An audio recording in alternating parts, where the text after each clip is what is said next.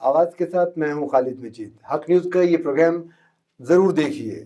آواز جو ہم اٹھاتے ہیں آپ کے لیے، ان لوگوں کے لیے جن کے لیے کوئی آواز بلند نہیں کرتا، لیکن آج کی آواز اس طرح کی آواز ہے کہ جس میں ہم نے گفتگو کرنی ہے گلزار خان صاحب کے ساتھ۔ وہ یہ ہے کہ جی وزیر اعظم ملائیشیا کے دورے پہ گئے، وہاں پہ جو واقعات جو ملاقات میں ہوا اس پہ ہم بات کریں گے۔ دوسری آواز ہم بلند کریں گے جو پاکستان اور بنگلہ دیش کا میچ ہونے والا ہے راولپنڈی میں، جو 7 تاریخ سے 11 تاریخ تک رہے گا۔ تیسرا کوئی بھی ٹاپک جو کشمیر کے حوالے سے ہم نے کل پرسوں جو پروگرام کیا اس حوالے سے اگر کوئی بات یاد آ گئی تو ہم وہ بھی کریں گے۔ گلزار صاحب بہت شکریہ، ہم پھر ایک دفعہ حاضر ہیں سب کے سامنے۔ اور گلزار صاحب پہلی بات یہ ہے، خبر میں جو اخبار میرے سامنے آ گیا تو میں نے کہا یہ اخبار سامنے رکھتے ہیں۔ اخبار سامنے رکھنے کا مقصد یہ تھا کہ پرائم منسٹر صاحب جو ملے ہیں ملائیشیا میں مہاتیر محمد صاحب سے، بہت اچھی بات ہے، بڑا مزہ آیا ہوگا یقیناً اس ملاقات میں۔ اس ملاقات میں اہم بات یہ ہوئی ہے کہ 3 معاہدے ہوئے ہیں، زراعت کے حوالے سے، صنعت کے حوالے سے، اور ایک اور معاہدہ یہ بھی ہوا ہے کہ جو قیدی ہیں وہ دونوں ملکوں کے حوالے کر دیے جائیں گے۔ بسم اللہ الرحمن الرحیم۔ یہ عمران خان صاحب کا بہت اچھا ایک اقدام ہے۔ پہلے بھی جب سعودیہ کے ساتھ ان کے مذاکرات ہوئے تو سعودیہ کی جیلوں میں جو پاکستانی بند تھے، کسی بھی وجہ سے بند تھے، ان کو واپس لایا گیا، ان کو وہاں سے رہائی ملی۔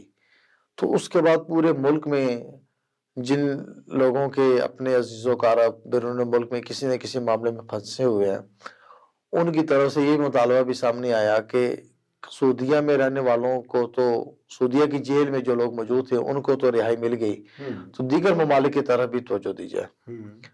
اب ہمارے جو پاکستانی ہیں وہ روزگار کے لیے سعودیہ تو ضرور جاتے ہیں، لیکن ان کی خواہش ہوتی ہے، ان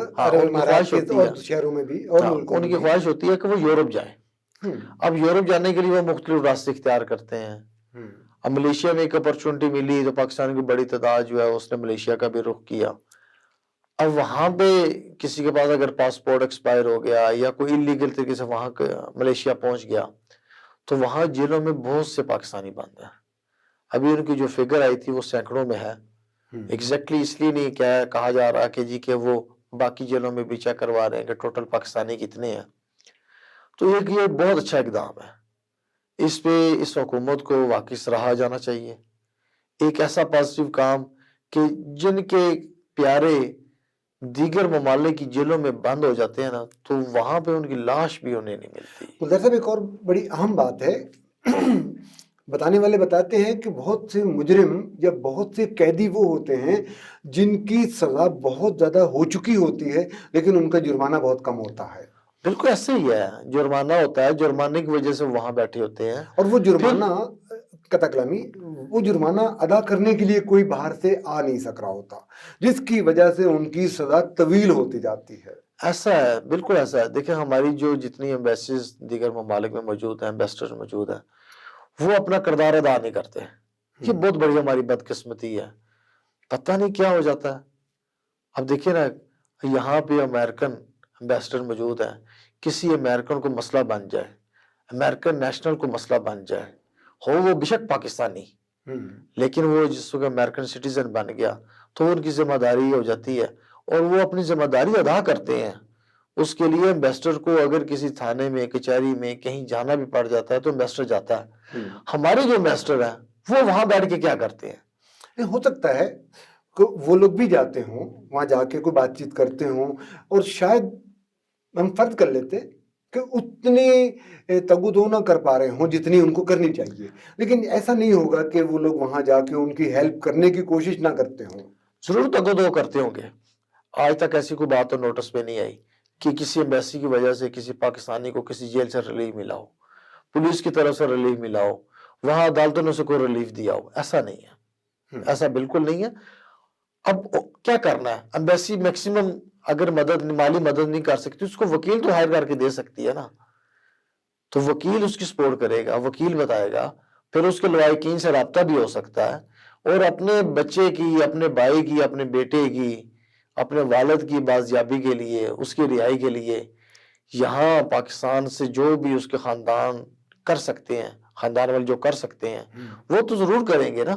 یہ تو ممکن نہیں ہے، رابطہ ہی نہیں ہوتا، پتہ ہی نہیں ہوتا. لوگ سمجھتے ہیں جی کہ ہمارا پیارا وہاں گیا اور جا کے میں بھول گیا، اب ہمارے ساتھ رابطہ ہی نہیں ہے. اب ان کو کیا پتا کہ وہ وہاں کسی مسئلے میں الجھ گیا ہے، کسی کے ساتھ اس کا جھگڑا ہو گیا ہے، کسی کے ساتھ اس کا لین دین کے ایشو بن گیا ہے. جب آپ باہر جاتے ہیں تو وہاں کے مرہونے، وہاں کے قوانین کی جو ہے آپ کو نہیں پتا ہوتے، لوگوں کا طریقہ کار اور ان کی عادات کا نہیں آپ کو پتا ہوتا، تو وہاں مسائل تو بنتے ہیں نا. تو یہ مسائل کس نے حل کرنے ہیں؟ بالکل صحیح ہو گیا، یہ بات یہاں تک ٹھیک ہو گئی.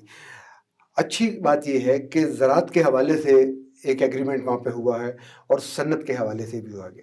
اگر وہاں سے یہاں پہ صنعتی کام ہوں گے، ظاہر ہے صنعت میں انویسٹمنٹ آئے گی نا، اور وہاں سے زراعت کے حوالے سے یا یہاں سے ہم زراعت کے حوالے سے اپنے تجربات وہاں دیں گے، تو اس حوالے سے آپ کیا سمجھتے زراعت کے حوالے سے جو پاکستان اور ملیشیا کے درمیان جو معاہدے ہوئے ہیں یہ بہت خوش آئند ہے.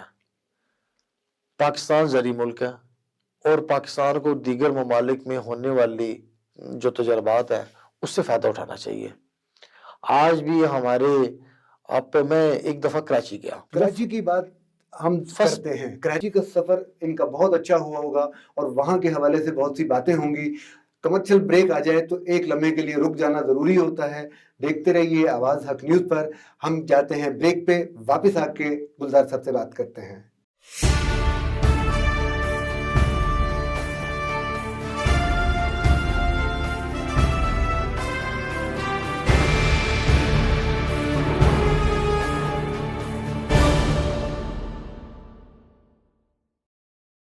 ویلکم بیک ناظرین، حق نیوز پہ آواز آپ دیکھ رہے ہیں. خالد مجید اور گلزار خان کے ساتھ. گلزار صاحب کراچی کی کوئی بات سنانے لگے تھے. جی گلزار صاحب. میں ایک دفعہ کراچی بائی ٹرین گیا اور تو بہت زیادہ مجھے ذہن میں آیا کہ میں دیکھوں کہ آس پاس کے علاقے کس طرح کے ہیں، کس طرح کی مکان بنے ہوئے ہیں، سڑکیں کس طرح کی ہیں، گندگی کی کیا صورتحال ہے. مجھے بہت دکھ ہوا.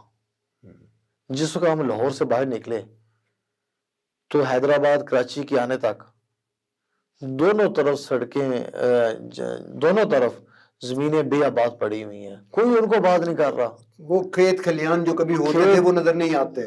پتہ نہیں پہلے ہوتے ہوں گے جی، میں تو نہیں اس کا کچھ کہتا، لیکن میں نے جو دیکھا مجھے تو اس میں کوئی کھیت کھلیان نظر نہیں آئے. بے آباد زمینیں نظر آئیں. میں سوچتا رہا کہ یہ کیا ہے، کیوں ہے اس طرح. اب ہمیں زرعی ملک ہے اور ہماری زمینیں آباد نہیں ہو رہی تو پھر زرعی ملک کا کیا فائدہ؟ کیوں ہم کلیم کرتے ہیں زرعی ملک ہے؟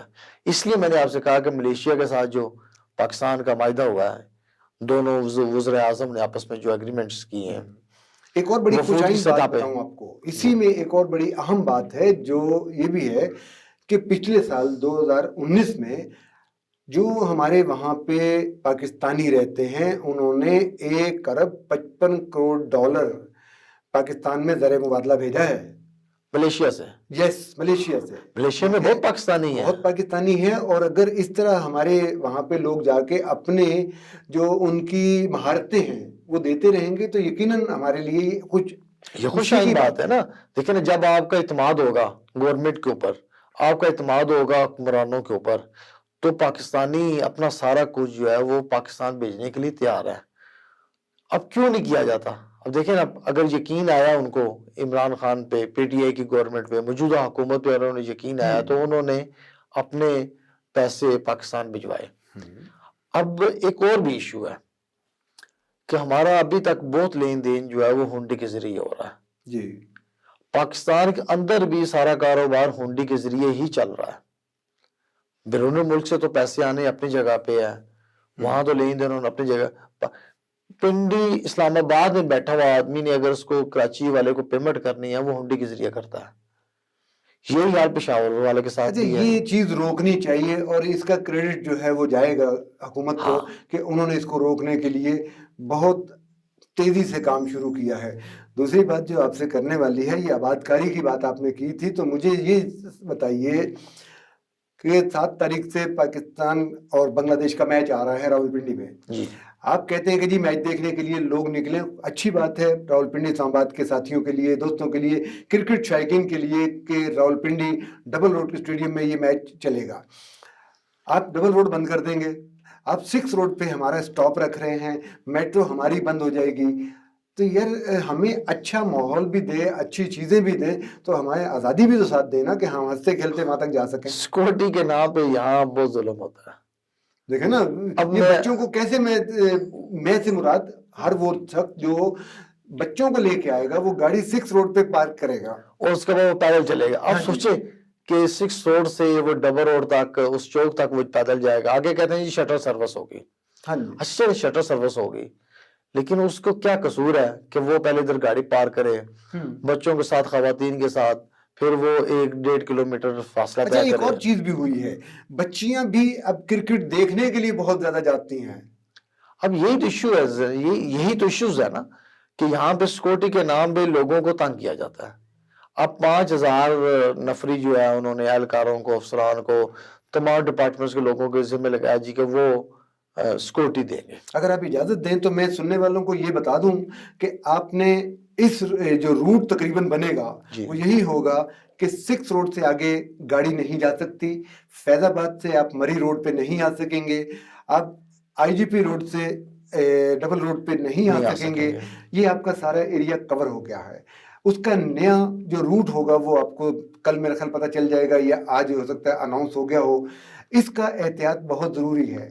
ہمیں اچھے آباد میدان ضرور چاہیے، لیکن ساتھ تھوڑی آزادی بھی تو لیکن چاہیے۔ آزادی بھی دے نا۔ دوسرا دیکھو باقی شہروں کا کیا قصور ہے، جنہوں نے موو کرنا ہے، جنہوں نے دفاتر جانا ہے، جنہوں نے اسکول کالج جانا ہے، ان کا کیا قصور ہے کہ آپ صبح 9 بجے سے 8 بجے بند کر دیں گے اور شام 6 بجے تک 5 بجے تک آپ بند رکھیں گے؟ اور پھر ورکنگ ڈے ہے، کیونکہ ورکنگ ڈے اس میں نا، اس دن تو اسلام آباد جانے والوں نے جو میٹرو پہ جاتے ہیں ان کی میٹرو بند ہو جائے گی۔ اب یہ ایک اور ظلم ہو پاکستان، راولپنڈی اور اسلام آباد کے شہروں کے ساتھ ایک اور ظلم ہو رہا ہے نا کہ احتجاج ہوا، میٹرو بند، جی، میچ آ گیا، میٹرو بند، کوئی ہڑتال آ گئی، میٹرو بند۔ آپ دیکھیں نا اچھا وہ آدمی جو 30 روپے میں جاتا ہے، جی وہ جس کو یہ میٹرو بند کرتے ہیں نا، جی تو اس آدمی کو 300 روپے خرچ کرنا پڑتا ہے۔ اور یہ 300 نہیں ہے، میں معذرت چاہتا ہوں، 30 روپے خرچ کرنے والے آدمی کو کم از کم 800 روپے خرچ کرنا پڑتا ہے۔ صحیح، ٹیکسی کا ایک ریٹ ہے، جس نے فیض آباد تک آنا ہے وہ صدر سے فیض آباد تک آئے گا، وہ 400-500 روپے دے گا۔ صحیح بات اب ہے۔ جس نے فیض آباد کراس کرنا ہے اب وہ 800 روپے دے گا، اور یہ روٹین کا ایک ریٹ ہے۔ ایک اور چیز ہے، جب وہ واپس مری روڈ سے صدر تک یا آگے کہیں گھر جانا ہے اس نے، تو اس کے پاس کوئی آپشن نہیں ہے، وہ کیا کرے گا؟ میٹرو بند ہے تو آپ کو روڈ پہ کوئی چیز نہیں مل رہی، بیچارہ پیدل چلے گا، لفٹ لے گا، پھر جتنے لفٹ لیتے ہیں وہ بیچارے ٹارگٹ ہوتے ہیں، انہیں لوٹ لیا جاتا ہے۔ وہ ایک نیا سلسلہ ہے، مطلب اس میں بہت تھوڑا سا یہ اس انتظامیہ میں کو میرا خیال ہے انتظامیہ یہ کو کرنا سوچنا چاہیے چاہیے کہ ہم یہ چاہتے ہیں، دعاگو ہیں کہ ہمارے میدان آباد رہیں، ہمارے کھیل اسی طرح ہوتے رہیں، بچے کھیل دیکھنے جاتے رہیں، اور جہاں جہاں موقع مل سکے ہر کھیل کو پروموٹ کرنا چاہیے، بالکل۔ لیکن ساتھ سے اس کا کوئی حل ہونا آزادی، چاہیے، شہری آزادی ہونی کو چاہیے بھی سلب نہ کریں نا کہ جہاں پہ ہم جا کے دیکھ سکیں، آزادی سے جا سکیں۔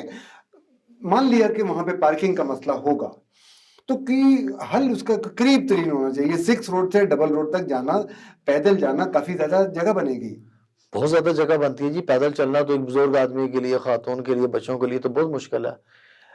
ایکسائٹمنٹ میں بچے چلے جائیں گے، ٹھیک پہنچ ہو جائیں گیا، گے، خواتین بھی پہنچ جائیں گی، جس کو واپسی ہوگی نا تو اس کو کوئی بندہ تھکا ہوتا ہے، چونکہ سارا جوش جذبہ، جتنی طاقت ہمت ہوتی ہے وہ گراؤنڈ کے اندر انسان خوشی میں انجوائے کرتے ہوئے وہ لگا دیتا ہے۔ اب اس نے باہر آنا ہے، جب وہ باہر آئے گا تو اس کے بعد اس کو کیا پتا اس کی گاڑی بھی وہاں سیو ہوتی ہے کہ نہیں ہوتی۔ 6 روڈ چوک ایک ایسا پوائنٹ ہے کہ جہاں سے گاڑی موٹر سائیکل لازمی چوری ہوتی ہے۔ اب وہ گاڑی کی کیسے حفاظت ہوگی، کیسے وہ بچے گا؟ آج تک تو یہ کبھی بھی نہیں ہوا کہ 6 روڈ کے پل کے نیچے کھڑی گاڑیاں جو ہیں ان کو پولیس نے کبھی کسی چور کو پکڑ لیا، کیمرے لگے ہوئے ہیں۔ پچھلے مہینے 2 مہینے پہلے جو میچ ہوئے اس میں بھی یہی تجربہ کیا گیا ہے کہ میٹرو کو بند کیا گیا، 6 روڈ سے آگے گاڑی بند کی گئی، فیض آباد بند کیا گیا، آگے ڈبل روڈ کا جو ہے آئی جی پی روڈ سے وہاں سے بند کیا گیا۔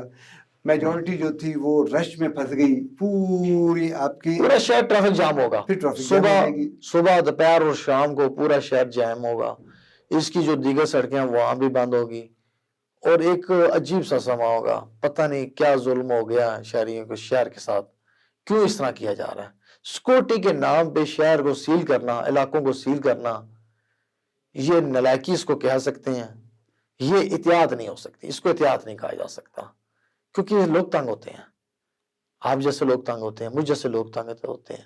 अच्छा, बहुत से लोग ऐसे हैं जिनके पास अपनी कन्वेंस नहीं है, वो मैच देखना चाहते हैं, उनके पास कोई ऑप्शन नहीं है, वो क्या करेंगे? वो क्या करेंगे? कुछ भी नहीं, वो पैदल है, टैक्सी पे है। अब वो 200 रुपए वाला टिकट, 500 रुपए वाला टिकट लेने के लिए, एक मैच देखने के लिए वो 2000 रुपये एक्स्ट्रा लगाए तो मैच देखने आ जाए। कौन आएगा मैच देखने के लिए? कोई भी नहीं आएगा। इस तरह तो नहीं आता। पहले ही लोगों के पास महंगाई ने और लोगों को जीती जी मार रखा है। अपने खिलाड़ियों को, अपने गेम्स को, अपने ग्राउंड्स को आबाद करने में कामयाब हो जाएंगे। ये देखे ना, ये मेरी और आपके हर पाकिस्तानी की दुआ है कि पाकिस्तान के इस तरह तो मैं तो जबरदस्ती वाला चाहता हूँ कि तो जबरदस्ती वाला काम है। नहीं, दिल से बात भी नहीं निकलती ना कि ये कहे जी कि नहीं आबाद हो सकते, ऐसे बात नहीं हो जाते, हम कहना भी नहीं चाहते ना जी, दिल से ये बात जुबान से तो निकलती नहीं ना। तो लेट्स सी, हमारी इंतजामिया से तो यही गुजारिश होगी कि जहां जहां मौका मिल सके, सिक्योरिटी के नाम पे ये सब बंदिशों के बजाय एहतियात और एहतियात और एहतियात, और साथ कोई ऐसा लाहेअमल तैयार किया जाए कि खिलाड़ियों को देखने के लिए बच्चों का आना, बच्चियों का मैच आके देखना, और फिर हमारी उम्र के लोग भी जो आके ये मैच देखना चाहते हैं उनके लिए आसानियां हों, आसानियां पैदा करने का भी कुछ सोचा जाए। गुलजार साहब, इजाजत लेते हैं आज के प्रोग्राम की। मेरी दुआ है कि हमें अच्छे माहौल और अच्छी जगहों पे इस तरह के मैच देखने का मौका मिलता रहे। हमें सिक्योरिटी के नाम पे एहतियात और बहुत एहतियात की ज़रूरत है। हम चाहिए, और ख़ास तौर पे इंतज़ामिया की चाहिए कि जो हमारे लिए इस तरह के मौके पैदा करते हैं वो इसको और बेहतर बनाएं। हमें इतना पैदल ना चलना पड़े, हम वहाँ जाके अपने मैच आसानी से देख सकें। आज के आवाज़ के दोनों साथी खालिद मजीद और गुलजार खान को इजाज़त दीजिए। अगले प्रोग्राम तक हक न्यूज़ पे आवाज़ देखते रहिए और इजाज़त दीजिए। अल्लाह हाफिज़।